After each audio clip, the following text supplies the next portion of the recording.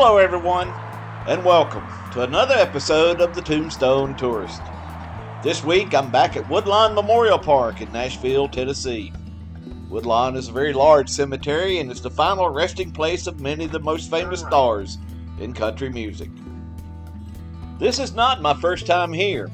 In past episodes I've visited the graves of Eddie Arnold, Red Foley, Marty Robbins, and Webb Pierce, just to name a few. This week I'm in the Garden of the Good Shepherd, where I'm going to be visiting the graves of two individuals, one of which is best known for his recitations of some of the most popular truck driving songs, and the other enjoyed a long and successful career in gospel music. My first stop is at the grave of Woodrow Red Sovine.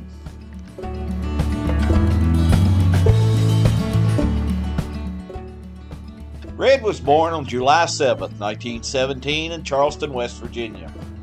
At an early age, people began calling him Red because of his reddish-brown hair. His mother taught him how to play the guitar, and he later joined his childhood friend, Johnny Bales, and they began performing as Smilin' Red on radio station WWVA in Wheeling, West Virginia.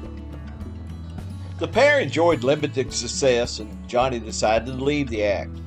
He joined his brothers Walter and Kyle to form the trio known as the Bales Brothers. Red, on the other hand, got married and took a job in a hosiery factory, while he continued to perform on local radio. After spending a year or so working and performing in West Virginia, Red moved to Shreveport, Louisiana, where he began performing with a group known as the Echo Valley Boys. Soon after arriving in Shreveport, he met Hank Williams, who was performing on Louisiana Hayride. Hank was instrumental in Red signing his first recording contract with MGM Records. In 1949, when Hank left the Hayride for the Grand Ole Opry, Red was selected as his replacement. During the 1950s, Red performed on the Hayride while touring and performing with stars like Goldie Hill, Webb Pierce, and George Jones. In 1956, Red had his first number one hit, which was a duet called Why Baby Why, that he recorded with George Jones.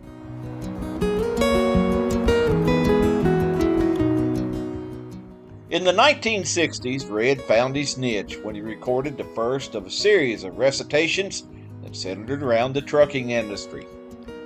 His first solo number one hit in 1965 was a recitation called Giddy Up Go. It was an instant hit, and Giddy Up Go spent 6 weeks atop the Billboard country charts. Red followed up Giddy Up Go in 1967 with another hit called Phantom 309. It reached number 9 on the country charts and stayed there for several weeks.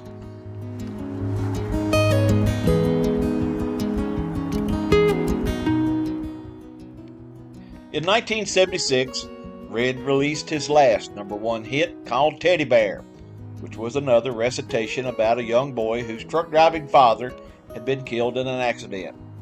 The boy used his CB to talk with passing truck drivers. Teddy Bear was another instant hit, soaring to the top of the country charts, where it stayed for 5 weeks.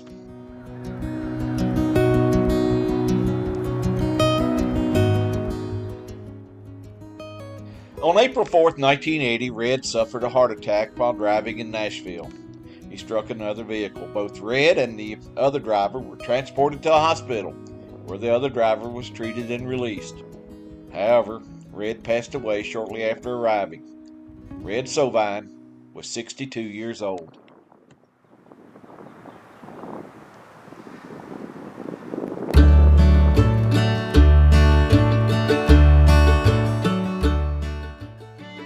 Staying here in the Garden of the Good Shepherd, it's just a short walk from the grave of Red Sovine that we find the grave of one of gospel music's premier bass singers.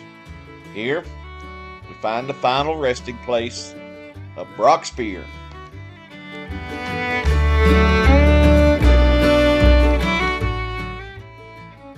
Jackson Brock Speer was born in Winston County, Alabama on December 28, 1920.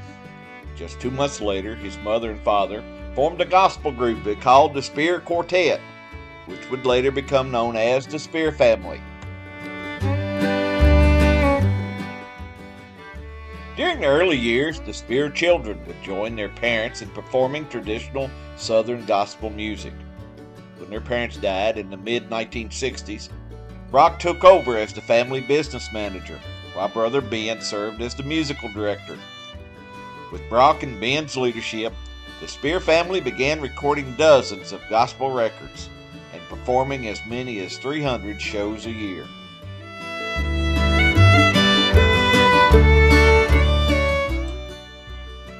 Brock graduated from Trevecca Nazarene University in 1950 with a degree in theology. He followed that up with a master's degree in divinity from Vanderbilt University. Throughout his career, Brock's primary focus was gospel music, and he was inducted into the Gospel Music Hall of Fame in 1975. But Brock was also a licensed minister.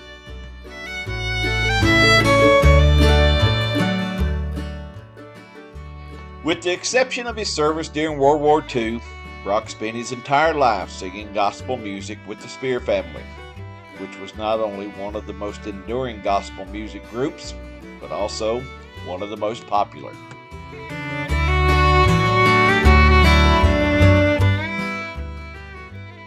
Brock Speer passed away on March 29, 1999 in Nashville, Tennessee.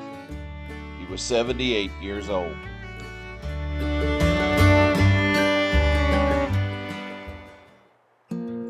Well, this is where I'm going to end this video.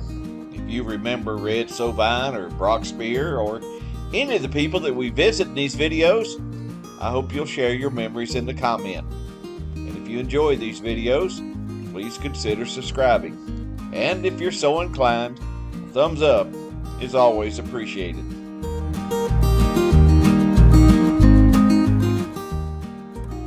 Now, until next week, please remember, life is a wonderful journey.